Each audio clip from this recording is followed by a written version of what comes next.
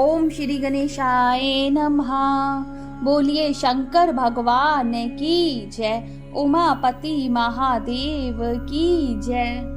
हर हर महादेव, हर हर महादेव। देश, काल, पात्र और दान आदि का विचार। ऋषियों ने कहा, समस्त पदार्थों के ज्ञाताओं में श्रेष्ठ सूत जी, अब आप क्रमश देश, काल आदि का वर्णन करें। सूत जी बोले, महर्षियों, देव यज्ञ आदि कर्मों में अपना शुद्ध ग्रह समान फल देने वाला होता है, अर्थात हमें अपने घर में किए हुए देव यज्ञ आदि शास्त्रोक्त फल को सम मात्रा में देने वाले होते हैं। गौशाला का स्थान घर की अपेक्षा 10 गुना फल देता है। जलाशय का तट उससे भी 10 गुना महत्व रखता है, तथा जहाँ बेल, तुलसी एवं पीपल वृक्ष का मूल निकट हो, वह स्थान जलाशय के तट से भी 10 गुना फल देता है।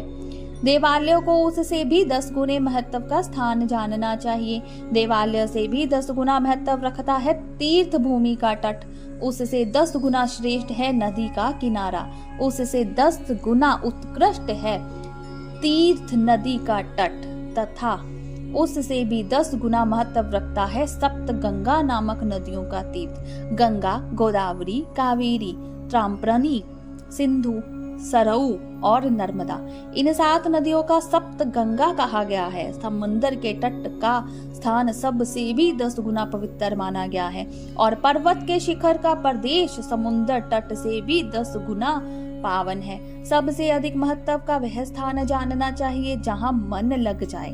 यहाँ तक देश का वर्णन हुआ, अब काल का तारतम्य बताया जाता है।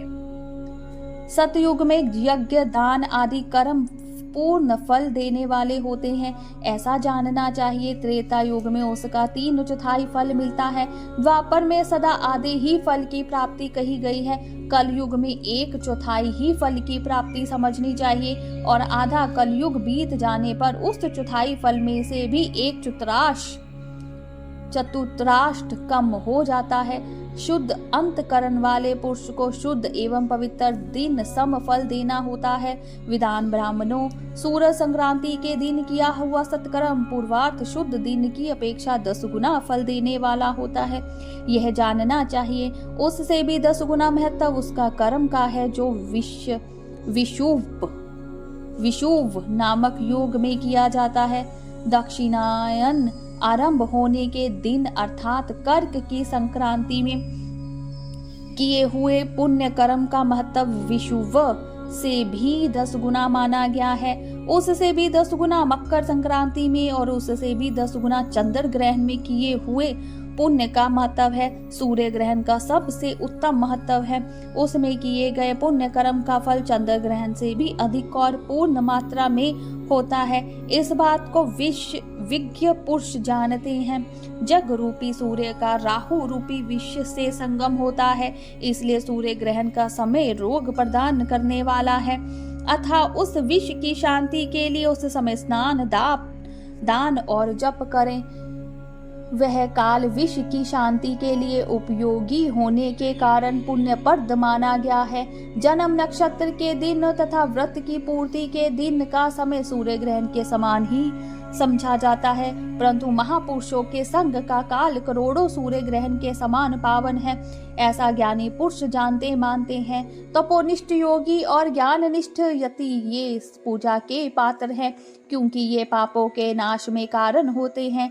जिसने 24 लाख गायत्री का जप कर लिया है, वह ब्राह्मण भी पूजा का उत्तम पात्र है। वह संपूर्ण फलों और भोगों को देने में समर्थ है। जो पतन से त्राण करता अर्थात नरक में गिनने से बचाता है, उसके लिए इसी गुण के कारण शास्त्र में पात्र शब्द का प्रयोग होता है। वह दाता का पातक से त्राण करने के कारण पात्र कहलाता है। गायत्री अपने गायक का पतन से त्राण करती है, इसलिए वह गायत्री कहलाती है। जैसे इस लोक में जो धनहीन है वह दूसरे को धन नहीं देता, जो वहाँ धनवान है वही दूसरे को धन दे सकता है, उसी तरह जो स्वयं शुद्ध और पवित्र आत्मा है वही दूसरे मनुष्यों का त्राण या उद्धार कर सकता है। जो गायत्री का जप करके शुद्ध हो गया है वही शुद्ध ब्राह्मण कहलाता है। इसीलिए दान, जप, होम और पूजा सभी कर्मों के लिए वही शुद्ध पात्र है। ऐसा ब्राह्मण ही दान तथा रक्षा करने की पात्रता रखते हैं। स्त्री हो या पुरुष, जो भी भूखा हो वह अन्नदान का पात्र है। जिसको जिस वस्तु की इच्छा हो उसे वह वस्तु बिना मांगे ही दे दी जाए तो दाता को उस दान का पूरा पूरा फल होता है। ऐसी महर्षियों की मान्यता है, जो सवाल या याचना करने के बाद दिया गया हो वह दान आधा ही फल देने वाला बताया गया है। अपने सेवक को दिया हुआ दान 1/4 फल देने वाला होता है। विप्रवरो, जो जाति मात्र से ब्राह्मण है और दीनतापूर्ण वृत्ति से जीवन बिताता है, उसे दिया हुआ दान, वो भी धन का दान, दाता को इस भूतल पर 10 वर्ष तक भोग प्रदान करने वाला होता है। वही दान यदि वेदवेत्ता ब्राह्मण को दिया जाए तो वह स्वर्ग लोक में देवताओं के वर्ष से 10 वर्षों तक दिव्य भोग देने वाला होता है। शील और उच्च वृत्ति से लाया हुआ और गुरु दक्षिणा में प्राप्त हुआ अन्न धन शुद्ध द्रव्य कहलाता है। उसका दान दाता को पूर्ण फल देने वाला बताया गया है। क्षत्रियों का शौर्य से कमाया हुआ, वैश्यों का व्यापार से आया हुआ और शूद्रों का सेवा वृत्ति से प्राप्त किया हुआ धन भी उत्तम द्रव्य कहलाता है। धर्म की रक्षा रखने वाली स्त्रियों को जो धन पिता एवं पति से मिलता हुआ हो, उनके लिए वह उत्तम द्रव्य है। गौ आदि 12 वस्तुओं का चैत आदि 12 महीने में क्रमश दान करना चाहिए। गौ, भूमि, तिल, सुवर्ण, घी, वस्त्र, धान्य, गुड़, चांदी, नमक, कोहड़ा और कन्या, ये 12 वस्तुएं हैं। इनमें गोदान से कायिक, वाचिका और मानसिक पापों का निवारण तथा कायिक आदि पुण्य कर्मों की पुष्टि होती है। ब्राह्मणों, भूमि का दान इहलोक और परलोक प्रतिष्ठा आश्रय की प्राप्ति कराने वाला है। तिल का दान बलवर्धक एवं मृत्यु का निवारक होता है। सुवर्ण का दान जठराग्नि को बढ़ाने वाला तथा वीर्यदायक है। घी का दान पुष्टिकारक होता है। वस्त्र का दान आयु की वृद्धि कराने वाला है, ऐसा जानना चाहिए। धान्य का दान अन्न धन की समृद्धि में कारक होता है। गुड़ का दान मधुर भोजन की प्राप्ति कराने वाला होता है। चांदी के दान से वीर्य की वृद्धि होती है। लवण का दान षड्रस भोजन की प्राप्ति कराता है। सब प्रकार का दान सारी समृद्धि की सिद्धि के लिए होता है। विज्ञ पुरुष कुष्मांड के दान को पुष्टिदायक मानते हैं। कन्या का दान आजीवन भोग देने वाला क्या कहा गया है। ब्राह्मणों, वह लोक और परलोक में भी संपूर्ण भोगों की प्राप्ति कराने वाला है। विद्वान पुरुष को चाहिए कि जिन वस्तुओं से श्रवण आदि इंद्रियों की तृप्ति होती है, उसका सदा दान करें। श्रोत्र आदि 10 इंद्रियों के जो शब्द आदि 10 विषय हैं, उनका दान किया जाए तो वे भोगों की प्राप्ति कराते हैं तथा दिशा आदि इंद्रिय देवताओं को संतुष्ट करते हैं। वेद और शास्त्र को गुरु मुख से ग्रहण करके गुरु के उपदेश से अथवा स्वयं ही बोध प्राप्त करने के पश्चात जो बुद्धि का यह निश्चय होता है कि कर्मों का फल अवश्य मिलता है, इसी को उच्च कोटि की आस्तिकता कहते हैं।